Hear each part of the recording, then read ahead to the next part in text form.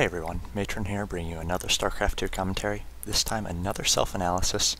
My game will be between MilknKookies spawning as the red Zerg and myself spawning as the blue Protoss. The map will be Steppes of War, and wanted to try to show you this game as I did try something new. Again, trying to really change up my play, not doing much of anything standard in any of the matchups right now. So trying a lot of stuff that I'm just not comfortable doing, and trying to get to a higher comfort level using different strategies. So I had been trying fast expand against Zerg and some cannon play to try to deny their fast expand. This game I'm going to try something entirely different, something I'm not all that comfortable with, but I'd really like to have it be a play style that I can turn to when the need arises. Looks like we had double extractor trick from MilknKookies here, so he's up at 12 over 10. I did set down that 9 pylon, and then just going to scout with the probe right now. Going to make sure he does not have an early pool.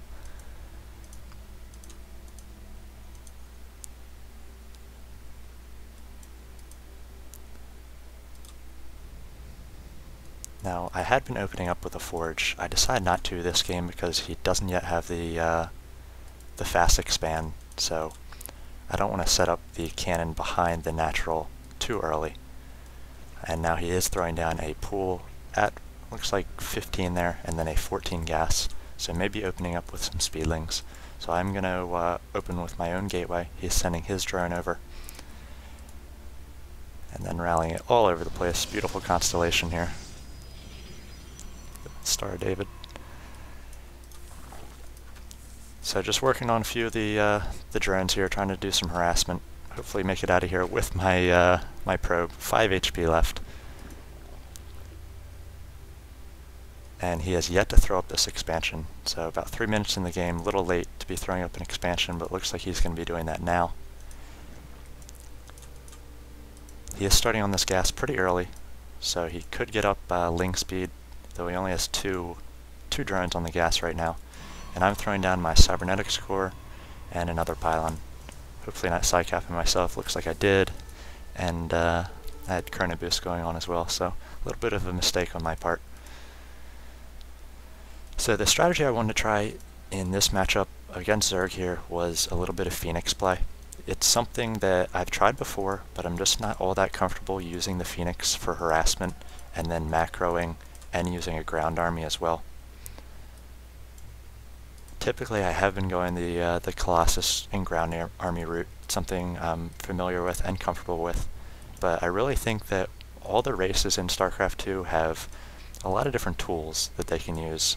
You can go the Colossus, you can go Void Ray harass, Phoenix harass, go Templar, and I find that certain players really fall back to certain kinds of builds. Notice Huck typically went for Colossi builds. Even when opponents got out Vikings or Corruptors, he didn't really get off the Colossus as soon as he should and maybe go over to Templar. So I've really been trying to practice all the different builds, that way I'm just comfortable using them. It's easy enough to say, you know, all you have to do with Templar is use storms, but it takes a certain feel and practice using these units to be able to use them well, I think. So I'm just trying to use all the different units. Did throw down a proxy here, not really sure why. If I put it here I could have warped down below. For a moment I think I was trying for, or at least thinking about a proxy Stargate, but I do not want this to be a cheese kind of strategy. So I don't want to just proxy it and then have to rely on that every single time. I have proxied Stargates for Void Ray and Phoenix play before, and it's pretty quick, easy win, but it feels sort of hollow because it feels a little bit cheesy. So not going to try that this time. I am throwing down 2 Stargates in my main and should be pumping out Phoenix relatively soon here.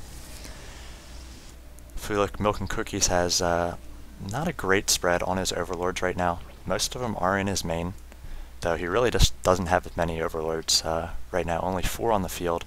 So I'm going to start getting out my first Phoenix here.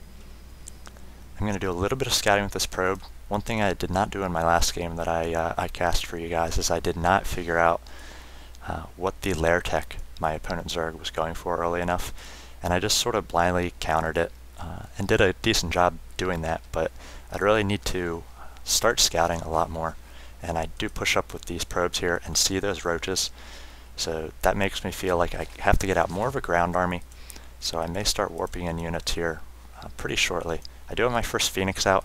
He's going to do a suicide in here. He's going to try to see my strategy. I only have the one Stalker right now. I noticed this Overlord a little bit late. I'm going to try to take it down, but he's going to see these Phoenix coming out in the Stargates. And now I'm going to move in with my Phoenix and try to do a little bit of harass here. Sorry with the camera there. If you look, he is at 52 over 60. So taking down the Overlord in my base and taking down this one is definitely going to side-cap him right now, 52 of 52. And all he has on the field right now are queens. He's creating 2 more queens since he did see the Stargates there, so a great reaction on his part. But I am going to be able to pick off a number of these Overlords as I make my way around his base. Going to do some more harass on the probes, or the drones here. As he has a few more Overlords pop out. He's back up to 60, but just not doing a good job in protecting these Overlords. He's still spreading them out. Basically, you need to bring them to your hatchery and right over top, or right underneath, excuse me, over top of your queens, because the queens right now are the only things that are going to keep these Phoenix at bay, as I'm getting up 5 Phoenix right now. Not much going on the production tab for me. Again, one thing I'm struggling with is using these Phoenix for harassment and keeping up with my macro at the same time. You can't just attack move with these Phoenix into the base of the enemy because they do have those queens, so you have to micro a little bit. So now it looks like I'm throwing down a fleet beacon. At this point I know that he's going for roaches, and I could try to transition into a robotics facility with robotics bay, but instead I'm going to try carriers and see how they work. He does have these Overlords. These are badly placed behind. They are going to be susceptible to Phoenix attack here, and again you're going to kill another 2 Overlords, so again 63 over 60. I could even start picking up queens and taking those down as well if I wanted to, but right now just choosing to dart in and out with these Phoenix. Still have this proxy up here, so if anything it's 100 mineral scout. It's going to tell me when he's trying to take this third. Looks like he's going to move out with his Zerglings now and these roaches, so a pretty decent army. I have been warping in Stalkers, and I do have these Zealots closing the front door. Gonna bring my Phoenix back to try to defend. They can pick up these roaches, really good to do. Even though the Phoenix aren't going to do much damage against the armored roaches, just taking the DPS of the roach off the field for a little bit can really swing those ground battles. Just doing more harass, poking in with my Phoenix. At this point I think I have noticed that he does have extra queens, so I'm going to have to be very careful I don't lose too many of these Phoenix. But again, kind of keeping these Overlords out in the open. He has pumped a bunch of them. He's now 67 over 92. So I'm going to be able to take down another 2. Trying to micro around these Phoenix, around these queens, doing as much damage as I can. I'm going to come in here and take out one last Overlord, but I think I do lose that Phoenix there. And again, not doing much macro on my part. 1,700 minerals. At this point I did feel like I was behind on the ground army, so I did not want to move out and try to secure my expansion. I thought it might be a little bit risky for me. It looks like I'm going to try to do that now though. When you see 1,700 minerals, you're yelling at yourself to spend those, so I probably should throw up some more gateways and then transition into maybe a little bit more of a ground army. But I do have these my first carrier coming out, and I've not yet gotten the Graviton Catapult, which is a funny name for an upgrade, as you catapult the interceptors out of the carrier there. I do want to make sure to get that, as it's going to make the carrier play a lot better for me. One thing is the carriers, once they launch those interceptors, they can back away a little bit. So you can launch the interceptors, and you want to have that upgrade to launch them fast, and then you can back away with your carrier, and you can try to back away from any focus fire and really do a nice job microing. MilknKookies is doing a great job spreading these creep tumors. It's especially good since he has chosen to go for Hydralisks. I think that's a pretty decent choice to go up against my Stargates. He does not have great saturation on his 2 bases right now. Whether he's been spending those extra minerals trying to get up Overlords, or the few drones I took down early on, he didn't replace, but only 35 harvesters on 2 bases. That's not great. I haven't yet looked at the APM for this game, but it looks like he's at 105. I'm at 49, though I am much higher mid-game once I have more things to do. Early game, I kind of only click a little bit when I need to. I'm not much of a spammer at the start of the game. Going back to production, it looks like I am getting the Graviton Catapult as well as another carrier. I do see these Hydralisks now, so it worries me a little bit. I'm not really sure how the carriers are going to do against the Hydralisks, especially if you can get a lot of them out. If we look at the army tab, I do have a bigger army right now, but a lot of that is the Phoenixes right now. And one of the problems I have been having with Phoenix is I can not just attack with the Phoenix at the same time as my ground army. I can't quite use them together yet, so it's almost like 2 separate armies. So the fact that I'm ahead doesn't really matter too much because he could push out with his ground army and easily beat mine. I'm doing more harassment here, so one good thing is I'm just keeping him in his base right now. Did lose a few too many Phoenix there, but just doing harassment here, keeping him back. If he had pushed out, I would not have been able to establish and protect this expansion. Now that this has popped up, I need to get it saturated.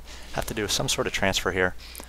But again, using a lot of my thought processes on the Phoenix here, coming in for more harassment. I really need to do a better job in balancing the harassment with the macro. I'm getting out more carriers and Phoenix, but not really producing out of my gateways right now, and just now doing a transfer into this this natural.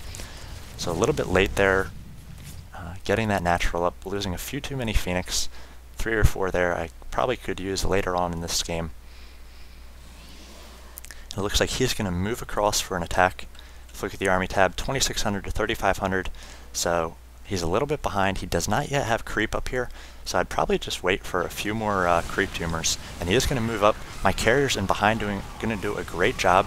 He's not going to yet try to focus down these carriers. I also have cannons that are just pushing at these roaches in the front as well.